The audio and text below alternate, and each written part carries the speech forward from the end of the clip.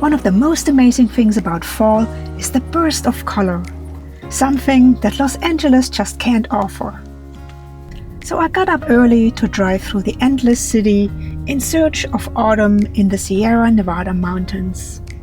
One way or another, I always end up on the long desert stretch, surrounded by rugged land and endless views. But things get truly interesting once I turn off the highway and head toward the mountains. What views will I come across this time? When I turned the corner, the landscape suddenly came alive. The entire valley glowed with golden aspen. That's when I knew I picked the right location for this 4-day backpacking trip. The colors were stunning, but the strong winds and swirling dust devils were already a hint of what the next few days would bring.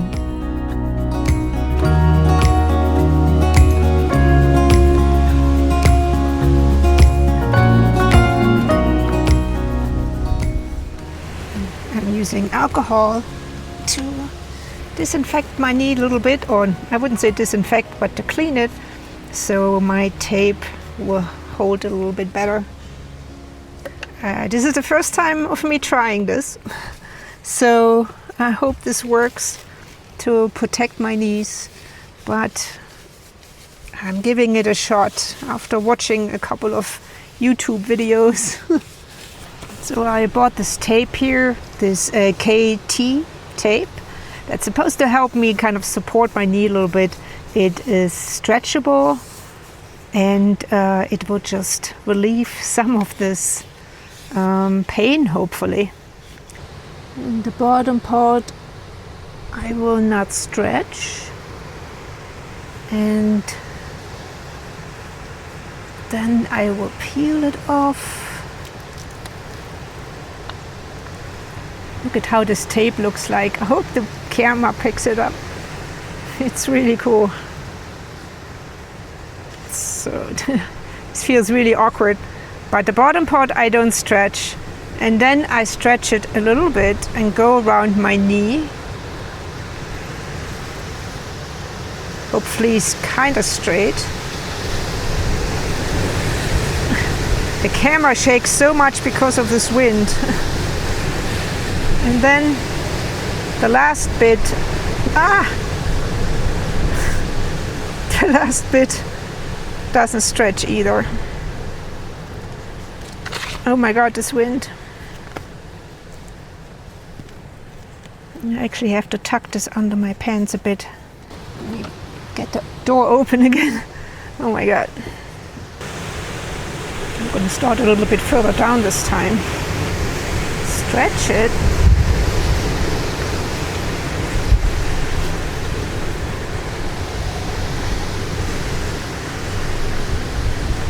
And the last part I don't stretch.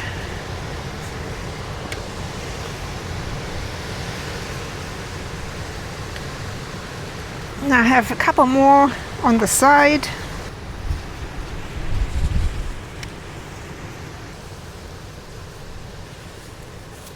And once you have them on, you're supposed to kind of rub them and start getting that adhesive to work really well. Hopefully that will help my knees. If you watched my last video, then you've seen what problems I had recently.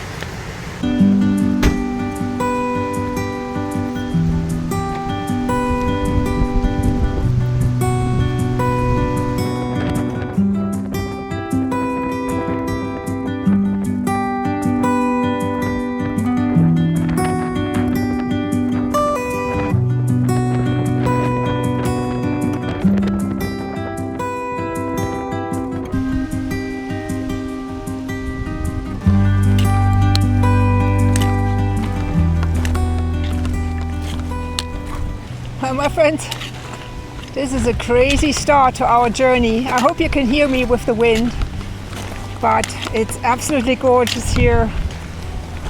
The aspen trees are in full color as promised, and the wind is howling at 25 miles an hour or so at the max.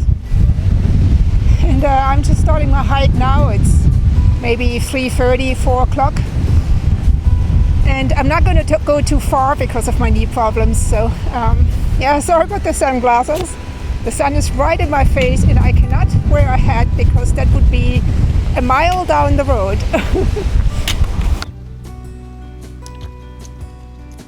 I've always lived further north, where breathtaking fall colors mark the change of seasons, before winter covers everything in snow. Where we live now, there's neither that colorful fall nor a real winter, and I've been aching to find them again. The bursting colors, the crisp morning air that whispers of winter just around the corner. Last year, I was so busy creating my first calendar and launching my online store that I completely missed camping during this season. Not this year. A new calendar will come your way soon, but more importantly, so will a much needed fall trip to bring these incredible Sierra colors to you.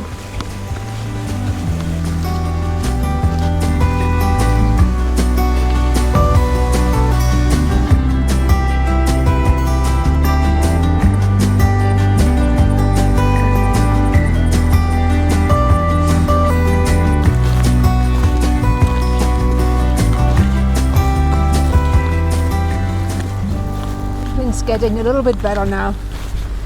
It's just gusts here and there and the sun's gone, so it's not in my eyes anymore.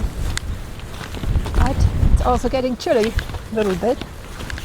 It's supposed to be around freezing tonight and as low as 19 degrees on Saturday night, so I'm prepared. But I can't believe the colors here, honestly. I thought it might just be at the beginning and then it just becomes a regular path like we saw on our last trip. But the colors just keep on going and going here in this valley. It's amazing. And, yeah, there are a lot of day hikers that come up here for photography and such, and to check it out. But I haven't seen anyone with a backpack yet heading this way, so we'll see how far we go. Right now I feel really good. It hasn't been super strenuous and I'm taking my time, but those things sneak up on you.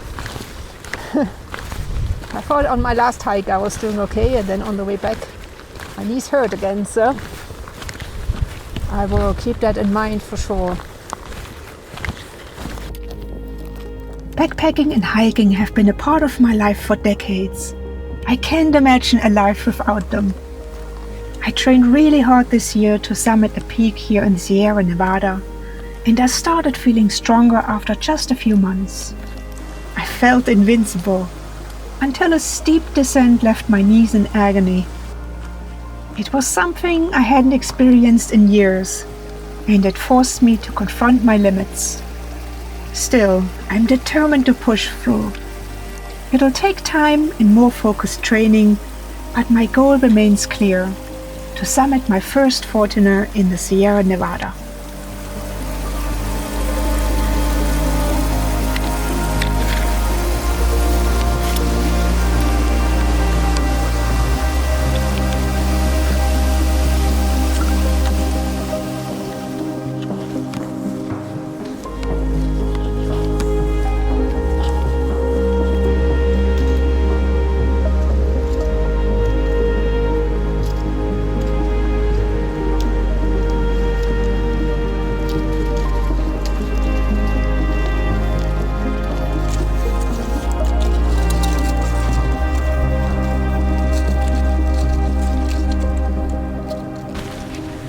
think we found our first spot.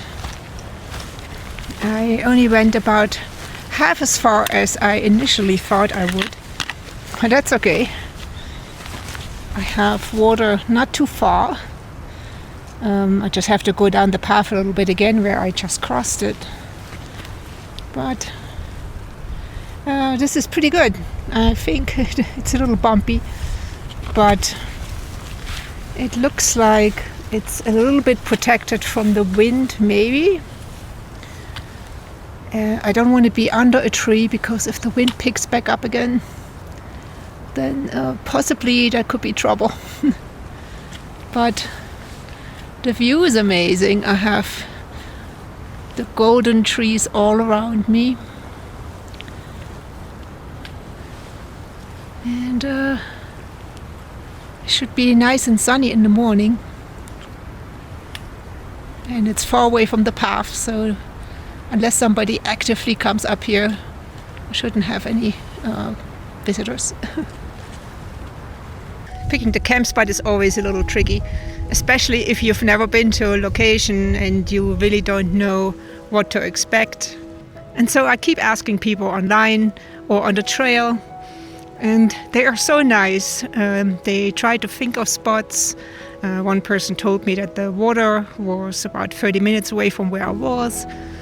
And another person online said he saw several spots when hiking out here just a few days ago.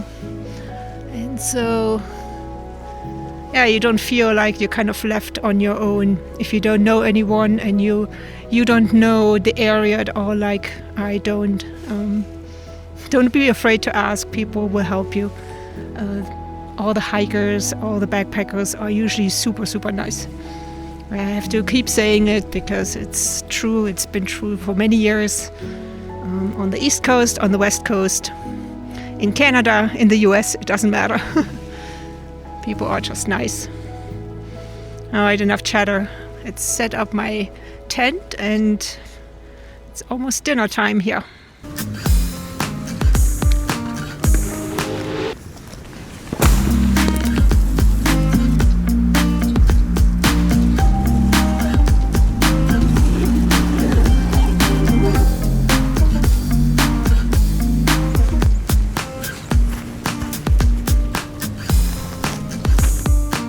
A little bit crooked, but I'm going to tighten my guylines a little bit, see if I can straighten it out.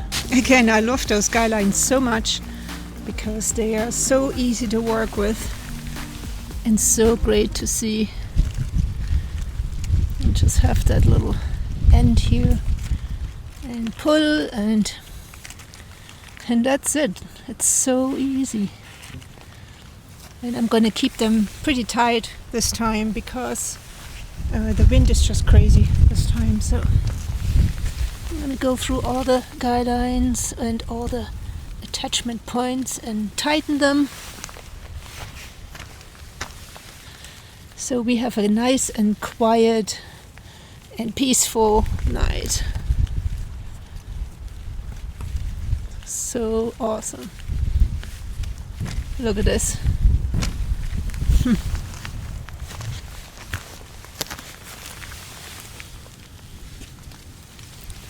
Yeah, there's something super relaxing about setting up a tent and knowing you're going to be camping for 2 or 3 nights.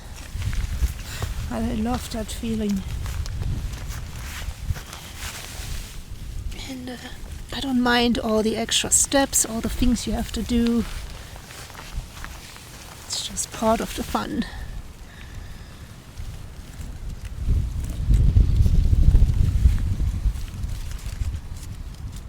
A lot of the wind is coming right through the valley here, right down from up there.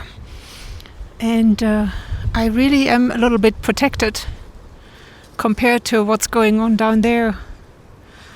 The trees are still rustling quite a bit.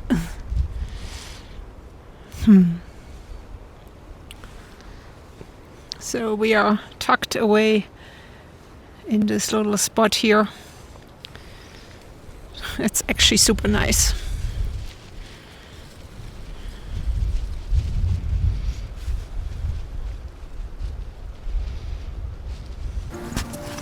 It always amazes me how many possessions we have at home and how little we truly need out here. Everything I need for the next few days fits comfortably in my backpack. Shelter, food, and plenty of warm clothes for the frosty nights ahead. Over the last 2 years, I've worked hard to reduce my load, to get by with less comfort and much lighter gear. It's been worth every adjustment.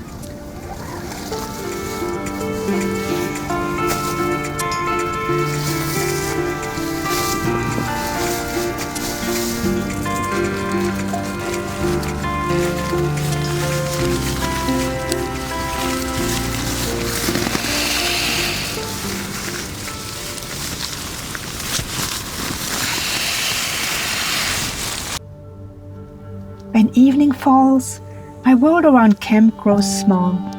Darkness wraps around everything, and only my tiny headlamp creates a little bubble of light. In a way, I like it that way. The distractions fade, the views disappear into the night, and all that's left are the quiet tasks: cooking, eating, winding down. It's a simple ritual I look forward to every trip. Setting up my chair, lighting the Jetboil, and waiting for that first warm meal. Life at camp is simple.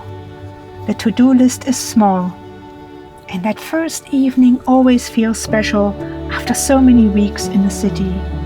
To be back here again in these mountains I love, every moment counts.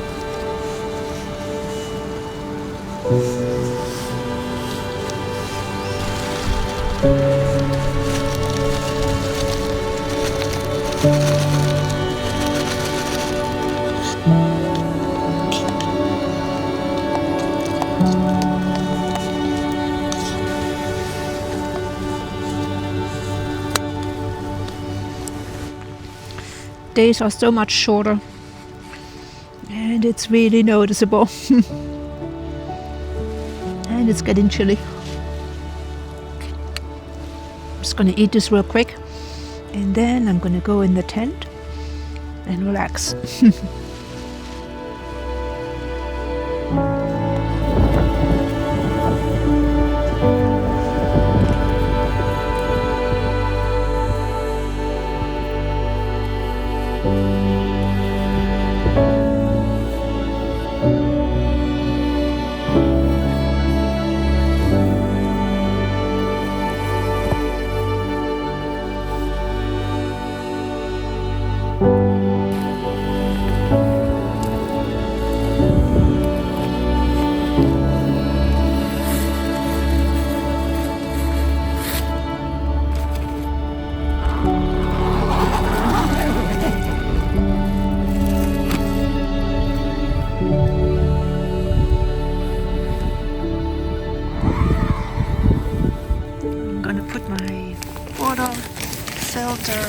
In there in my warm sleeping bag, and also the batteries when I'm done with them. And my water is tucked away. It should be okay.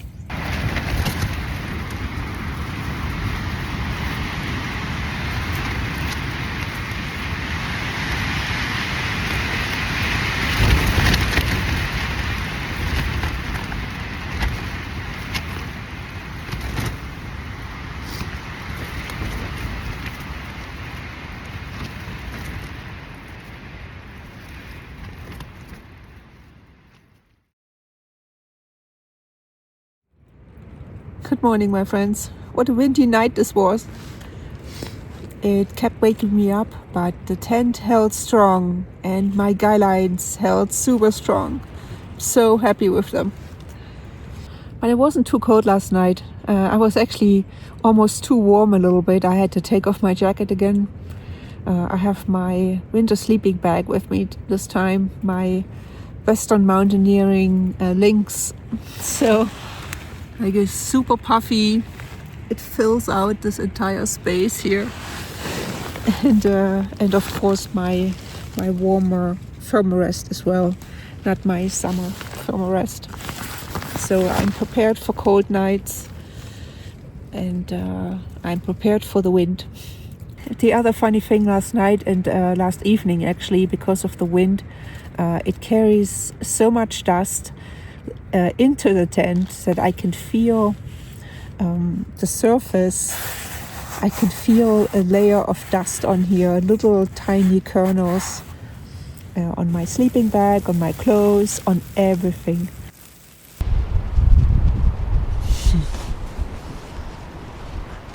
This is perfect. It was so chilly earlier when the sun was still gone or behind the mountain, but now it's almost too warm even with this jacket here. This fall trip reminds me of a backpacking trip I did a few years ago in the Adirondack Mountains to a secret place by a river, and it was so cool. It was completely off trail, and I heard about it from a friend. He gave me the exact coordinates to get to it. And I didn't reveal in my video where it was to keep it secret. But I'll link the video down below and you can check it out. That was actually my first trip that I used my Western Mountaineering sleeping bag on. It was just a lean-to, and I had my sleeping pad and my sleeping bag, and that's all I used. I didn't use a tent or anything. It was really cool.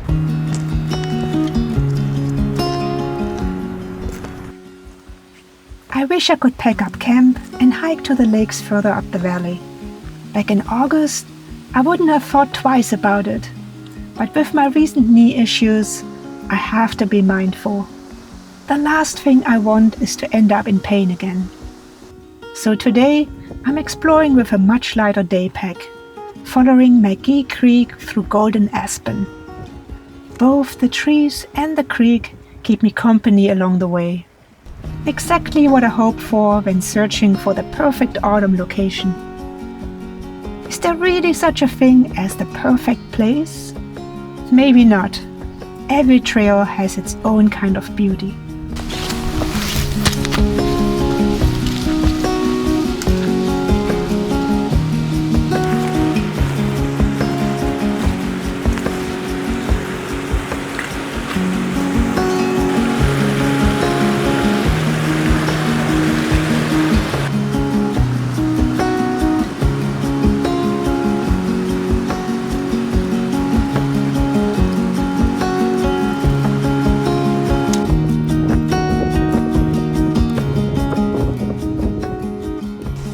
So this here I was trying to get to actually for camping, because on the map it looks like a lake and fairly flat, so I thought there might be some good spots for camping. But looking at this now, it's just kind of a marshy area with the little creek going through it. That would have been a big disappointment if I had come here yesterday.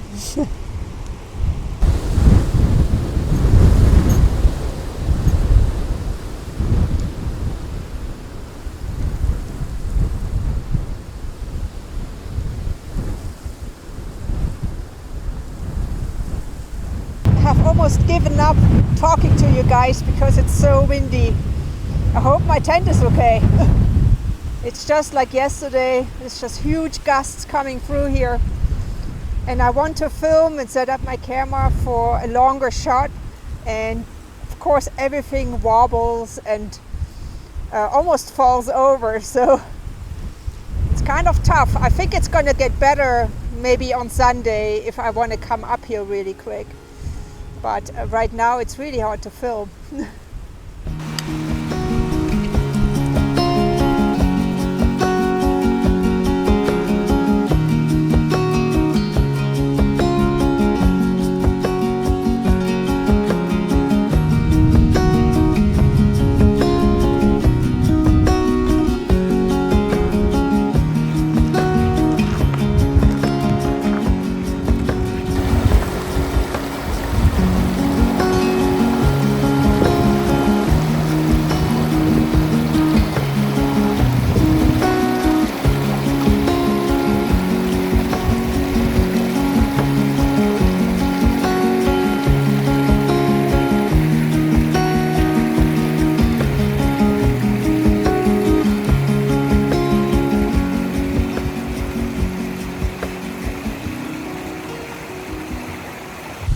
This wind is crazy. But I've been sitting here for about 10 minutes now, recording this beautiful meadow from up here for my new channel, which I haven't announced officially yet on Adventures and Dreams. But I want to do this now. I created a second channel a few weeks ago where I just capture beautiful scenery without any edits, without music, just the raw video and audio, just letting you submerge into the scene with me. It can help you study, it can help you relax, fall asleep, or have beautiful sounds like the winds today, or water, or things like that. Yeah, it's wonderful. But yeah, let me show you what I was recording. Hang on. Right there. This amazing meadow. It's going to be my last stop for today. I'm going to turn around and probably have an early dinner because I didn't snack anything yet. So yeah, it's been a wonderful day. It's just crazy windy again. And yeah, I just hope my tent's okay. But it should be. I set it up really well, so.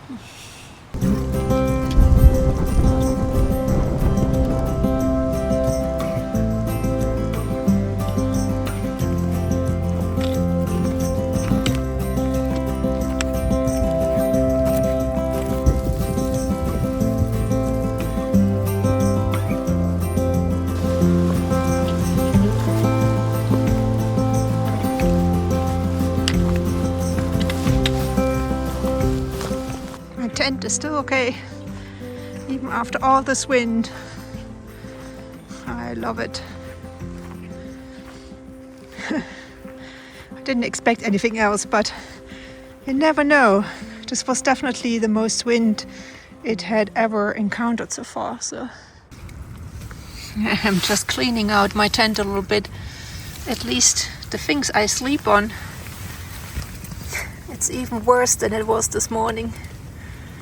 I already took out the sleeping bag and shook it out, and the mattress looks just the same.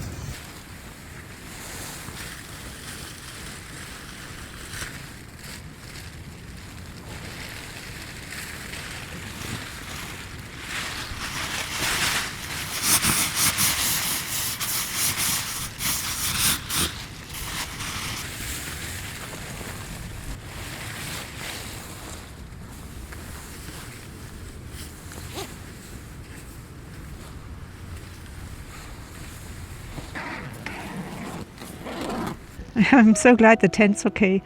But you know what tent would be even better for weather like this, especially with the wind and the cold and the sand all over the place? It would be the Hilleberg Solo. It's a one-person tent from Hilleberg. It's basically like a fortress, like my Namash 2 GT, but on a much smaller scale and more portable. And I really wish I had that tent, and it would be so much easier to go snowshoeing much further, or skiing, or with my sled, because it would be a fraction of the weight compared to my winter tent. But I have it on my wish list on Buy Me a Coffee, and if you would like to contribute just a little bit so I could make that dream happen and buy this tent for this season or the next one, that would be amazing. I would really appreciate it.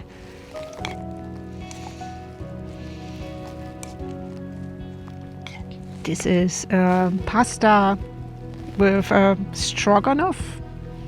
Something stroganoff. Beef stroganoff. That's it.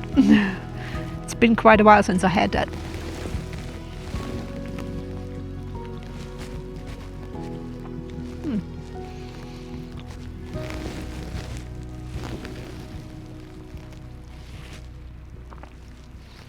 It's really good. Well, my friends, I thought I was going to sit a little bit longer and have a wine and a little cheese, but it gets cold really quickly, and I have like 3 layers or 4 layers on, and it's chilly. And so I'm gonna retire into the tent, into my super warm sleeping bag. And I will see you again in the morning. The sand has really gotten into my zippers, and it was actually kind of broken. You see how it split up like this? And I got the second one down, and hopefully I can pull it all the way up now. But it's such a delicate zipper. It did not like the sand flying into it. I hope I can close it really well and fix it at home and clean it really well, but it doesn't look really good right now. It's one thing I didn't expect. I guess I knew there was going to be wind, but I wasn't really thinking about the sand that could fly around over here. I will see. I have to put the phone down. I can't do this with one hand, but I just wanted to show you the random struggles that you have when you go camping. I was able to pull the second one back up again, so at least the tent is closed. But this one doesn't want to come up anymore. So I have to do this patiently at home and just kind of work around it. In the meantime, over here, it's going to be funny getting in and out of the tent from now on.